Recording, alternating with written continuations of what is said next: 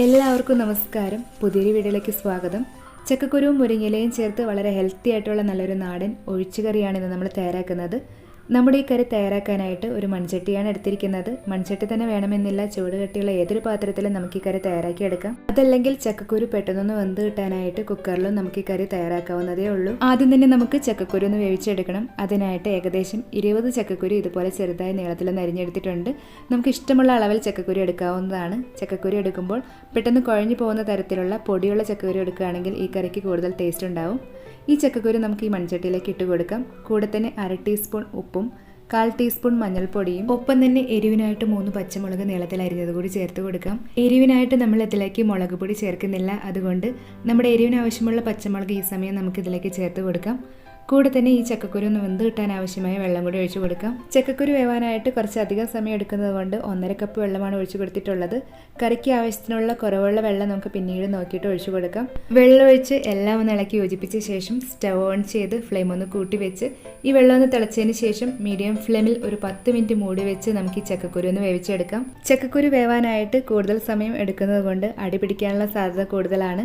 അതുകൊണ്ട് ഇടയ്ക്ക് 1-2 തവണ മൂടി തുറന്ന് ഒന്ന് ഇളക്കി കൊടുക്കുന്നത് നല്ലതായിരിക്കും. ഇപ്പോൾ ഏകദേശം ഒരു 10 മിനിറ്റ് ആയിട്ടുണ്ട്. നമ്മുടെ ചക്കക്കുരു എല്ലാം ഒന്ന് സോഫ്റ്റായി വെന്ത് കിട്ടിയിട്ടുണ്ട്. ഇനി നമുക്ക് നമ്മുടെ കറിക്ക് നല്ലൊരു കൊഴുപ്പ് കിട്ടാനായി പകുതി ചക്കക്കുരു തവി ഉപയോഗിച്ച് ഇതുപോലെ ഒന്ന് ഉടച്ചെടുക്കാം. ചക്കക്കുരു ഒന്ന് ഉടച്ചെടുക്കുമ്പോഴേക്കും കറി നന്നായിട്ടൊന്ന് കുറുകി വരും. അതുകൊണ്ട് നമുക്ക് ഇതിലേക്ക് കറിക്ക് ആവശ്യത്തിനുള്ള വെള്ളം ഒഴിച്ചു കൊടുക്കാം. 1 കപ്പ് അളവിൽ വെള്ളം ഒഴിച്ച് കൊടുത്തിട്ടുണ്ട്. വെള്ളം നന്നായിട്ടൊന്ന് തിളച്ചതിന് ശേഷം നമുക്ക് ഇതിലേക്ക് മുരിങ്ങയില ചേർത്ത് കൊടുക്കാം. 1 കപ്പ് അളവിലാണ് മുരിങ്ങയില എടുത്തിരിക്കുന്നത്. നമ്മുടെ ഇഷ്ടമനുസരിച്ച് മുരിങ്ങയിലയുടെ അളവ് കൂട്ടുകയോ കുറയ്ക്കുകയോ ചെയ്യാം. എന്നാലും മുരിങ്ങയില എടുക്കുമ്പോൾ ഒരുപാട് മൂത്ത് പോവാത്ത ഇളം ഇല എടുക്കുന്നതായിരിക്കും നല്ലത്. ഇളം ഇല ചേർത്ത് തയ്യാറാക്കുമ്പോഴാണ് ഈ കറിക്ക് നല്ലൊരു ടേസ്റ്റ് ഉണ്ടാവുക. മുരിങ്ങയില ചേർത്തിട്ട് എല്ലാം നന്നായിട്ടൊന്ന് ഇളക്കി യോജിപ്പിച്ച് ഇതൊന്ന് തിളയ്ക്കാനായി വെയിറ്റ് ചെയ്യാം. ഈ സമയം ഉപ്പ് നോക്കിയിട്ട് കുറവുണ്ടെങ്കിൽ നമുക്ക് ചേർത്ത് കൊടുക്കാം. ഇനി നമുക്കിതൊന്ന് മൂടി വെച്ച് മീഡിയം ഫ്ലെയിമിൽ 3-4 മിനിറ്റ് ഈ മുരിങ്ങയില ഒന്ന് വേവിച്ചെടുക്കാം. ഇപ്പോൾ ഏകദേശം ഒരു 4 മിനിറ്റ് ആയിട്ടുണ്ട്. നമ്മുടെ മുരിങ്ങയിലെല്ലാം നന്നായി വെന്ത് കറി ഒന്ന് റെഡിയാക്കി ഇട്ടിട്ടുണ്ട്.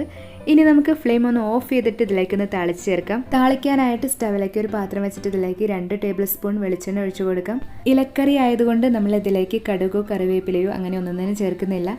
വെളിച്ചെണ്ണ നന്നായിട്ടൊന്ന് ചൂടായി കഴിയുമ്പോൾ ഇതിലേക്ക് നമുക്ക് 5-6 അല്ലി ചെറിയുള്ളി ചെറുതായി അരിഞ്ഞതും കൂടെ തന്നെ 3 വറ്റൽ മുളക് കൂടി ചേർത്തിട്ട് ഉള്ളിയുടെ കളർ ഒരു ലൈറ്റ് ബ്രൗൺ നിറമാവുന്നവരെ മീഡിയം ഫ്ലെയിമിലൊന്ന് വഴട്ടിയെടുക്കാം. ഉള്ളിയുടെ കളർ ഇതുപോലെ ഒരു ലൈറ്റ് ബ്രൗൺ നിറമാവുമ്പോൾ ഇത് നമുക്ക് കറിയിലേക്കൊന്ന് താളിച്ച് ചേർക്കാം. അങ്ങനെ നമ്മുടെ ചക്കക്കുരുവും മുരിങ്ങയിലയും ചേർത്ത നാടൻ ഒഴിച്ചു കറി ഇവിടെ റെഡി ആയിട്ടുണ്ട്.